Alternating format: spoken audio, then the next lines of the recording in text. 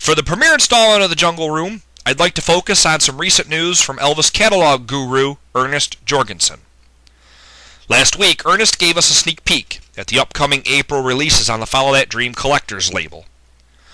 One of the planned releases will be another in FTD's classic album series, an upgraded and expanded version of the soundtrack for That's the Way It Is. While this release is receiving praise from most Elvis fans, it is the other planned release which has me bothered. According to Ernest, FTD plans on re-releasing the CD, which originally came with the book and CD package from 2001, entitled The Way It Was. Now, as you may recall, it was announced last year that The Way It Was being deleted from the FTD catalog. And now we're being told that the CD from that book is being re-released on its own. As a huge fan and supporter of the FTD label, I find this news a little disturbing for several reasons. First, why is this title already being re-released, less than a year after it was originally deleted?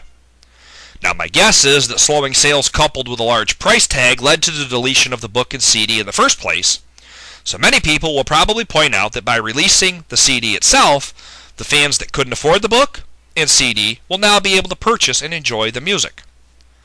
But, are there really enough fans left out there who don't own this title to make it worthwhile and cost-effective for the label to do this? Given the fact that the book and CD had been available to fans for 6 years before it was deleted, and considering the limited fan base that these releases are marketed to in the first place, it would make sense to me that the fans who wanted The Way It Was have had the opportunity at one point or another over the last 6 years to pick it up. Second, I have to question why the FTD label is spending time and money to re-release and promote this title when those very same resources could be used to develop a new title. Are the masterminds behind the FTD label beginning to lose focus as to who these releases are meant for? The FTD label is a collector's label. The collectors have had the opportunity to purchase The Way It Was, albeit in the original book and CD format. Now this re-release is being marketed to the very same group of fans.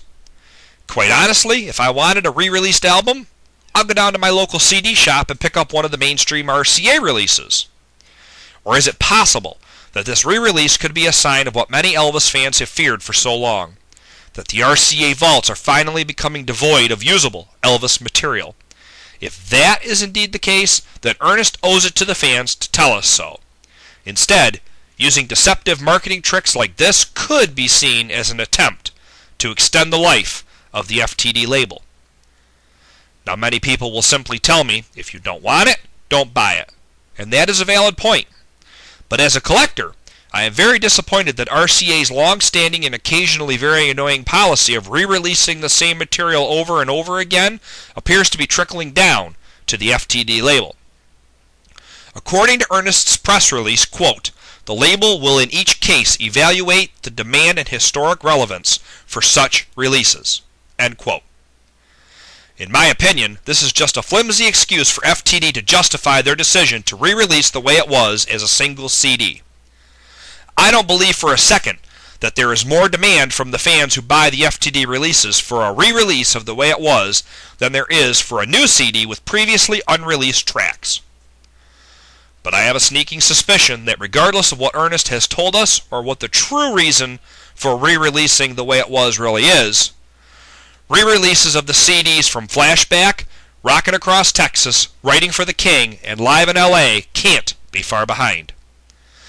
Quite simply, I think the decision to re-release The Way It Was or any other re-release that FTD may be planning for the future is a slap in the face to the fans who have been so loyal to the FTD collector's label for so long. All commentary expressed within the confines of the Jungle Room are the sole opinion of Jungle Room 76 and do not necessarily reflect the views of other members or moderators of the TCB World Forum.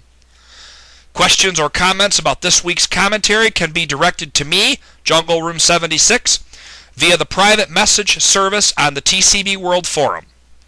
Thank you for your continued support of TCB World and TCB Radio, and until our next trip into the Jungle Room, God bless and TCB.